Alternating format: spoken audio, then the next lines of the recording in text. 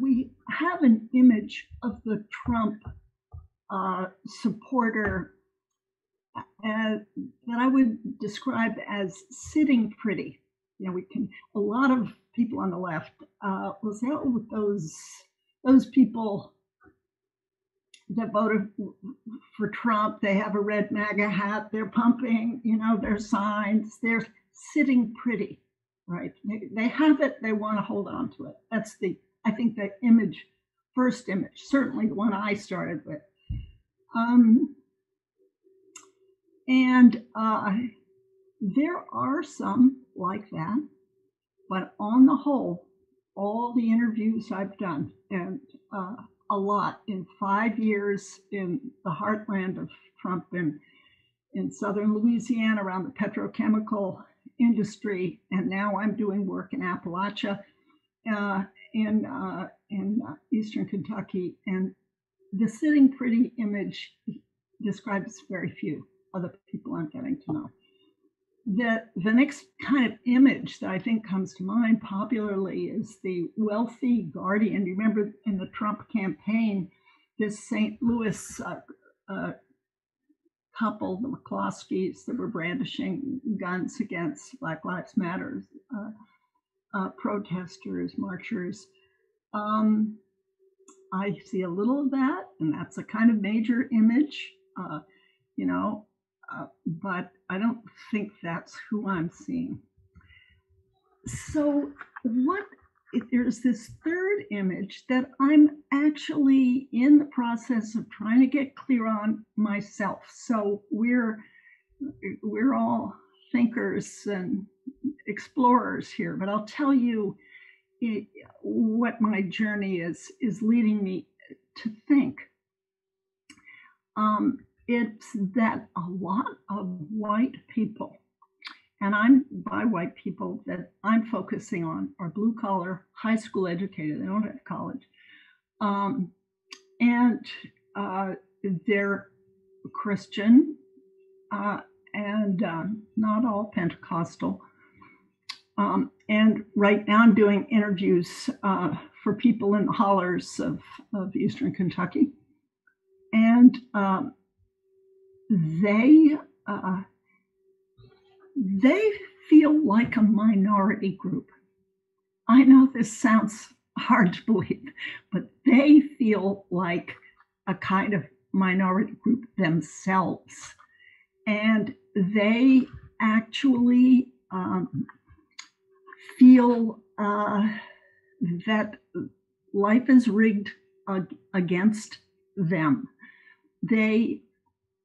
They get their picture of reality from not only Fox News, but they'll tune in to CNN, MSNBC, sometimes just to taste what the other side thinks, but also, to kind of be interested.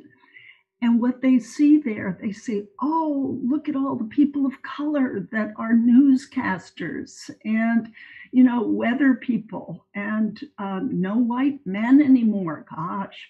And then they see Black football stars and basketball stars getting multi-million-dollar deals to advertise stuff. And they think, wow, they're millionaires, they're billionaires. Gosh, those Blacks are really getting ahead. So they haven't taken some course in ethnic studies in college, right? They're looking at the media, and this is kind of the impression they get. And they also, when they went to high school, they would see that there was a special room for the Chicano studies people and African Americans. And they said, what about us whites? We don't have a special club. And if we did, we'd be seen as racist. So there's a sense of being left out. Now, not everybody is really abjectly poor, but I have talked to people who are pretty close. And here was what one guy said to me. he was born in a trailer park, and he said, well, my mom and dad wouldn't let me get out because there were just drugs everywhere. My uncle was dealing in the backyard, and there's a murder 3 trailers down. He said, and he had been in special ed in high school. He said, I'm poor and I'm dumb, he said. And he was very angry at the left. He was, but more left than right. He was in the middle. And so his wife is more progressive than he. Anyway, he said, if you compare my life to the life of someone in Detroit or Chicago or, the Bronx, he said, there's drugs there, there's drugs here. People aren't working there and people aren't working here. People are going to jail there, people are going to jail here. Guys aren't living with the mothers of their children and aren't doing much with those kids. That's true there, that's true here. He said, I don't see much difference between them and us except for the music. And that is a refrain. Like, we're like Blacks. It's not that different. And yet, in the mass media, it's part of the culture that they feel, in a way, colonized by a liberal culture that says whites are bad, they're racist, and men are bad, they're rapists. And kind of a put down of white men, I think I know it you have to wrap your mind about it. But I'm just trying to describe what I'm hearing. So they feel kind of like a minority group that is in decline. And they feel that people of color are rising and they are declining. Now, you and I know that if we look at Blacks in the last 30 years, that household income has not risen in the last 30 years, and that 2008, they had their money in their houses and they lost that. And you and I know that education, affirmative action didn't bump them ahead of poor whites. But that doesn't, that's not on their radar. If we focus on their radar, which comes from the mass media, they're sinking and others are rising. I asked them, well, how about Trump? Has Trump helped you here in Eastern Kentucky, actually? Are there more coal jobs? No. He promised them, but they're not there. Are there new industries come in? Well, not really. Is your water any cleaner? No. Is the opiate crisis more in control? No. So actually nothing. Life isn't better for them 4 years later, but they're still voting for him. And I think part of that is that they're going for the wish. And the other part of it is they don't see the Democratic Party. It just doesn't have a face there. It's nobody seems to be reaching out for them. There's an invisibility. Here's what the Democrats are trying to do. Here's the bipartisan effort. There's nothing on that. I'm sure you all know, right, that we have seen just phenomenal turnout in the United States. Not a record, but the highest, at least according to numbers from the U.S. Elections Project, since 1900, right? Almost 67% of eligible, and that's adult citizens, voted in the U.S.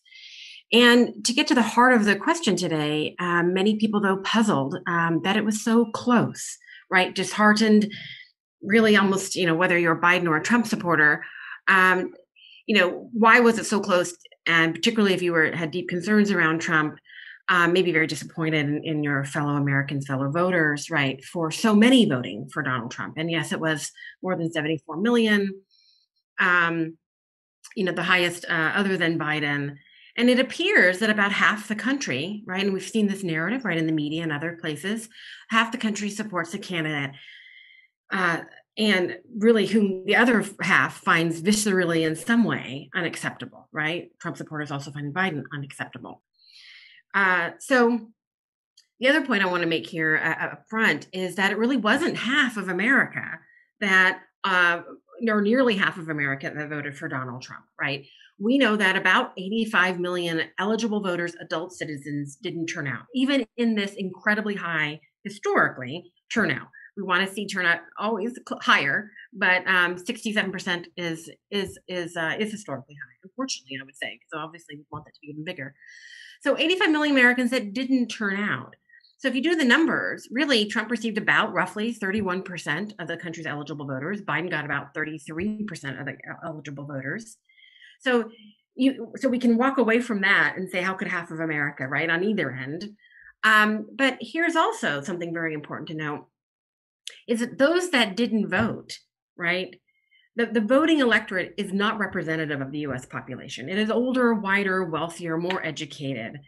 But definitely in terms of race ethnicity, it is whiter. In every state, then, of course, in California, we're more diverse, but it's always whiter than the population is. So the whites are always overrepresented amongst voters than they are a part of the population. It varies across states, but we know this. And for those that don't vote, they have very different preferences, policy preferences, preferences for candidates. So this has already been noted in the exit polls. And remember, exit polls are of voters, right?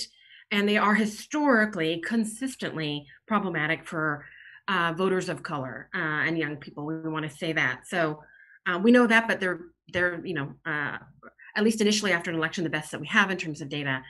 But of voters, right, we know that overwhelmingly voters of color, there was variation, but as a group, right, supported Biden over Trump. And we might suspect that of the population, not just of voters of color, that would be even more so. But here, just, if only whites voted, we know from the exit polls, 58% of white voters supported Trump in this election.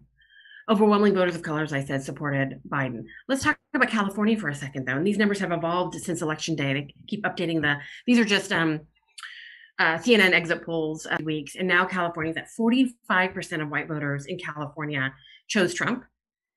And 51% chose Biden. That's a 4 percentage point difference in a state of California that might surprise a lot of Californians in the way we think of ourselves as such a blue state.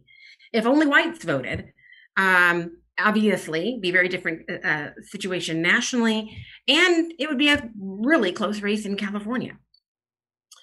And Trump's level of support from white voters overall nationally was about the same as 2016, which also might, right, we've kind of alluded to that, also surprises people. So let's talk now about race and politics explicitly. So we know that our country has a long and deep and ugly history of racism, structural racism, interpersonal racism, the list goes on. That is still the case. We're dealing with that history, and we still are a racist country in so many ways. Trump's presidency has made more, I'll say more, not all, but more Americans face this reality, where Barack Obama was elected president, and we heard so much about the U.S. being post-racial. We knew that wasn't the case, right? And we're really faced with this reality and very difficult to run from it with the Trump presidency. But here's the thing that's so important, right, for our conversation today. The rhetoric around race, period, but particularly Donald Trump's rhetoric, divisive rhetoric, is seen very differently by people of different racial and ethnic groups, or people of different racial and ethnic backgrounds and groups. Many of those that oppose Trump, right, in this election, cannot fathom why anyone would vote for somebody, right? Republican or otherwise, take out party. How could someone vote? We hear this over and over again in our own families, friends, neighbors, colleagues, people on social media. How can you vote for somebody who's trafficking in racial tropes if you don't flat out think that he's a racist, period? But Trump supporters, and we've seen a number of surveys, that they often report that they don't see his actions as racist at all. And indeed, if you think about, again, his own strategy and how he talks, how his racist rhetoric is structured, if he's dealing in stereotypes, he's usually using probabilistic stereotypes, right? He's saying, he's not saying all Mexicans are rapists. He's saying they can't, that some are rapists, right? And some are very good people. So he leaves open, and I'm not excusing it by any means, but he leaves open, right, a huge pathway there for people to interpret his statements as just truthful, as just observing patterns, whatever it might be, but they're not racist. Whites and people of color see the persistence, just generally moving away from Trump, of racism in this country, its ongoing impact in this country, right, through contrasting lenses. We're talking past each other. We need to reach out to each other as people, neighbors, family members. This is not, right, an easy thing, but to begin a positive dialogue. Media can encourage that, right? Even talk about how to do that in ways that feel maybe less scary or less confrontational. And we need to do this with our eyes open about our many differences, to understand that we do see things through different lenses. Whether whether we like it or not, we do see things through different lenses. We must honestly address how we view racial bias. It has to be out on the table. We have to work better to understand it. We're never going to get to where we hope to be to any real degree unless we kind of meet each other where we're at on that. People of color express much less anger than their white counterparts over the same kind of political objects, whether it's reflecting on elections that didn't turn out the way they want, reflecting on the out-partisan or the kind of things that they identify, like polarization or specific policies. So this runs in stark contrast, at least in the case of African Americans, right, to that very pervasive stereotype of the angry Black person. So not only are people of color expressing less anger, but anger is much less mobilizing of political behavior for people of color than it is for white Americans. And so when we see white Americans expressing anger over politics across the ideological spectrum, they're more likely to act on that anger, to go to the voting booth or donate to candidates, canvass for candidates, but also to contact elected officials, work with community members, protest and boycott. In contrast, when Black and Latinx and Asian Americans express anger over politics, they're not anywhere near to the degree of their white counterparts more likely to vote or canvass or donate, not any more likely to contact officials. They are more likely to protest and boycott. And so I think we see that play out, right, with a long history of activism from groups of color. What is that representing? That's representing people of color's anger being directed not towards a particular regime within a system or a particular kind of party platform, but at the system itself, a system that they fundamentally believe is not responsive to their interests. And so anger is a palpable force, not only for getting people active in politics, but for making them double down on what their existing ideas are. And so I see that doubling down effect in 2020. So why is it important for us to distinguish anxiety versus anger? Because you have to understand the object of that anger. The idea was people are anxious because the economy is unsettling and maybe white Americans feel that the kind of ground is shifting beneath their feet for a bit. And Trump represents kind of an assuring force, right? That they will not lose their dominant status within politics and within society. But if we think about that kind of relationship to that sense of lost status, not as I'm afraid about it, let me speak slower, but I'm more angry about it, we kind of understand the way in which our politics is very much determined by kind of in-groups versus out-groups.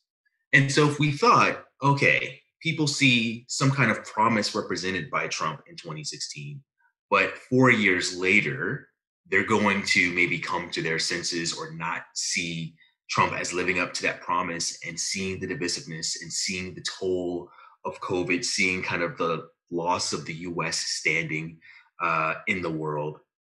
There's this maybe expectation that was not founded that white Americans, maybe specifically white women, would move away from Trump. But what did Trump very effectively do throughout those 4 years? Continue to engender and activate that sense of anger.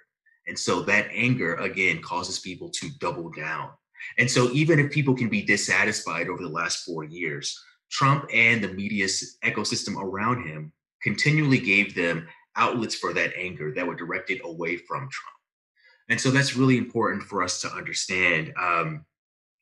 Why is that really critical? Because there's almost a sense that, well, people might regret their vote choice in 2016 or regret not voting in 2016. And why might not people regret that? There is a great deal of normalization of Trump and of Trump voters. We can consider how important it is that there were so many very intensive efforts to create these profiles of Trump voters that were often very sympathetic, right? Very understanding. And these come from an authentic place. People not understanding how so many people could support Trump and trying to understand that.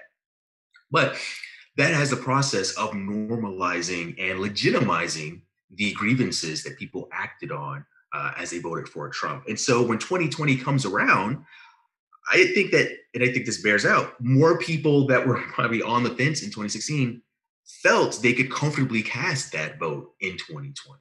Why? Because, well, he's been normalized and kind of the ethos or the mythos of Trump supporters has been normalized.